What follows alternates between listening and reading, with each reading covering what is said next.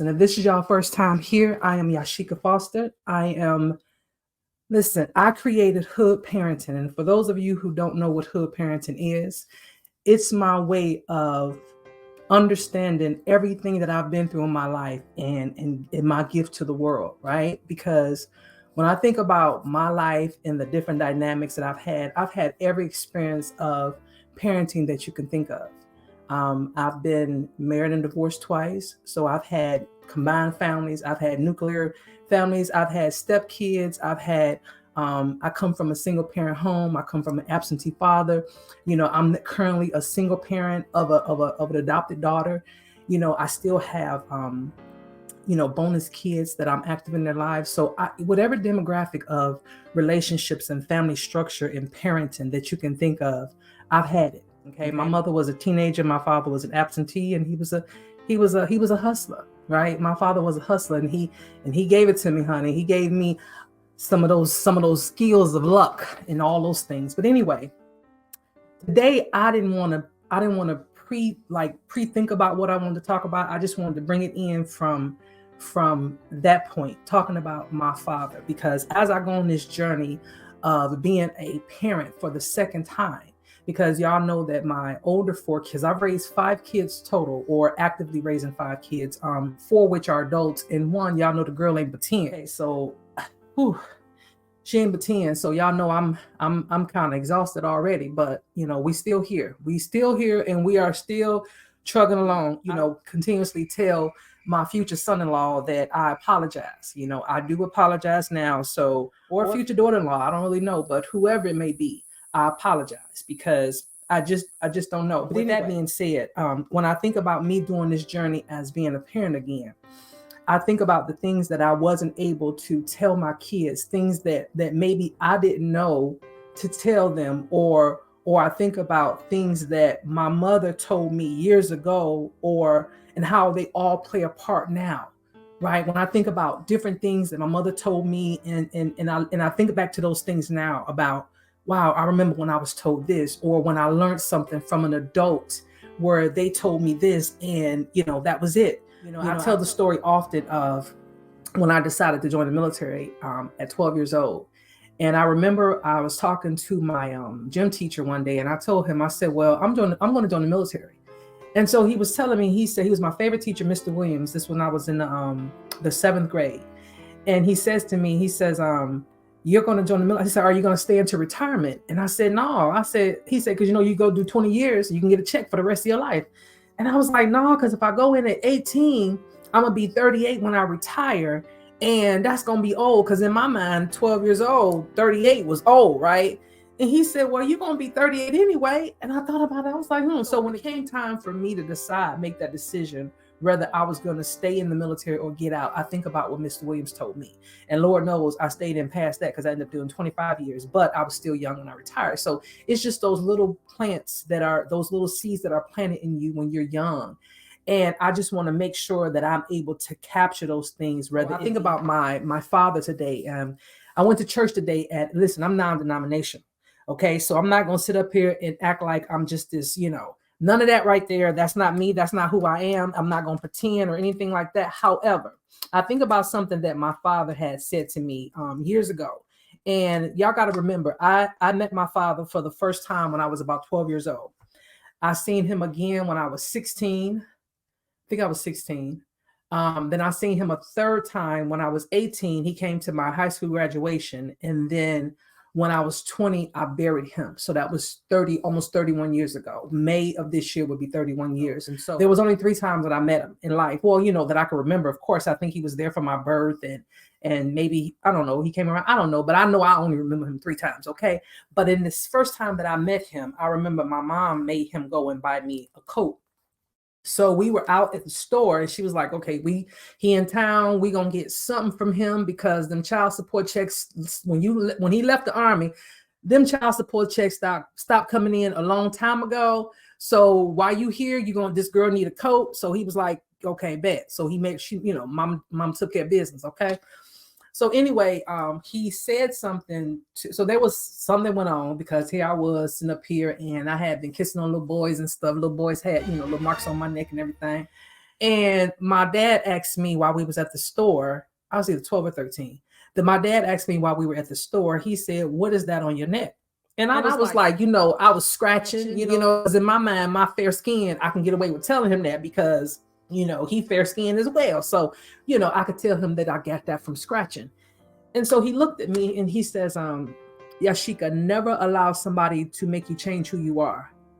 Right. And I didn't understand how that was relevant to that situation. And what he was pretty much telling me is, and even in that moment, don't make someone don't allow someone to make me do something I don't want to do, which means ultimately change me, make me change who I am. And I think about that now. That was 38 years ago that he said this to me, 37, 38 years ago. And I just recall that being one of the things, as well as the things that other people have said, especially my mom. But it comes through and it carries me, right? And so today we was at church, and the pastor came from let me tell y'all where he came from, because I was just like, okay, well, this is a whole thing right here, honey. I was like, this is a whole thing. Now y'all know technology is going to be something else because it's a commercial, but it was from Psalms. And when I think about what my father said to me, I think about, okay, well, this was totally relevant, because I think about where I am. Listen, y'all, technology will be technology. Psalms 139:14, it says, "I will praise thee, for I am fearfully and wonderfully made. Marvelously are thy works, and that my soul knoweth right well." And I thought about that, and the preacher kind of preached from that today. And here's why I thought about that with my dad, because I think about all the times in my life where there were things that I'm like, you know what? Was I supposed to be this way for this person in order to get this? Because we don't know, right? And sometimes when we don't know, when we feel like we're missing some things in life, we feel like if we just had this, then maybe this would have turned out. If we would just had this, then this would have turned out, right?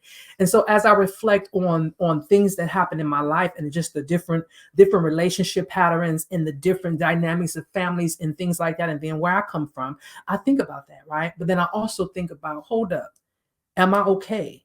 Right? Am I okay? And here's the thing, we never know if we are. We'll never know if we are. But what I do know is, if we don't think about who we are because we're wonderfully made, then we'll allow somebody else to come in and make us think differently about who we are. Or we'll have somebody else to come in and make us change about the way we do things, right? Because we don't know who we are. And so you're trying to adapt to a situation. You're trying to, and here's the thing, sometimes we have to what is that saying? Do something to get along. You have to adapt to situations. I know for me, I have friends that tell me to this day, they say, Yashika, in the military, you were really contained. And I really was contained, who I am now versus who I had to be. But because I had a goal, and the goal was always the same, get to a point in my life where I can have checks coming in and I ain't got to work, and then that way I can go off and do what I'm supposed to do. That was always the goal. The goal never changed, right? The route that I got there may have changed, right? Because the Lord knows, who, baby, I didn't think I was gonna make it, honey. Those were the times that I only seen one pair of footsteps in the sand, honey, because I didn't think I was gonna make it sometime. Okay, so the goal was the same. How do I get here so that I can be where I'm at now, so that I can focus on the things that I knew that I was sent here to do, which is help to move some of these generational thing dynamics, right? Not that they were wrong, but I remember on the first of the year, I was taking a trip to see one of my good friend girls. She was turning up in her for her 50th in Galveston, and I was here for it, honey. With that being said, I remember being on the flight, and I remember the whole time I was trying to watch a movie. The movie was like an hour and 45, 50 minutes. Okay. Now the flight was almost 4 hours. The first flight I was on was almost 4 hours. So you would think in that time zone, I would be able to get through at least most of the movie. Well, I kid you not, I kept going back and repeating it from like the 12-minute mark, because as soon as I would get towards that 12-minute mark and beyond, I would get distracted because I was in such deep thought about what was going on. And I just remember crying. I was sitting in first class, honey. Yes, I was. But I remember crying. I was crying. And I was like, you know what? I am so thankful that I get to be the one to carry this, right? Because it's not a burden, but I get to be the one that take all of these things, all of this generational stuff, right? Because I often hear myself telling my friends that when we agree that we're going to change some things in our families. A lot of us get caught up around that, I changed the monetary, or I changed the way our lifestyle is, or I changed the fact that I stayed married, or I changed the fact that I didn't do this. But the thing about it is that we don't always know, we don't remember the goal, or should I say the agreement that we made. Sometimes we forget about the agreement when we made. We forget about that time we sat in church, or that time we prayed to God. You was like, you know what? If you let me just do this, I promise you I'm going to do this. And so we forget about those things. And so sometimes we sit here and we're like, why do I have to be the one to do this? Why do I have to do this? Because listen, we don't just get to pick that part of the plan that we want to change, right? What we think it is. We like, okay, well, I want to be the one to hit the first, $1 billion or whatever, or multi-millionaire, whatever. Or I want to be the first ones to get us up out the hood, or I want to be the first one to get a degree, or I want to be the first one, or I am the first one to get a degree, or get this or get that. Yep, you may be the first one to do a lot of things, but there are a lot of things that you are also tasked with that you have to do.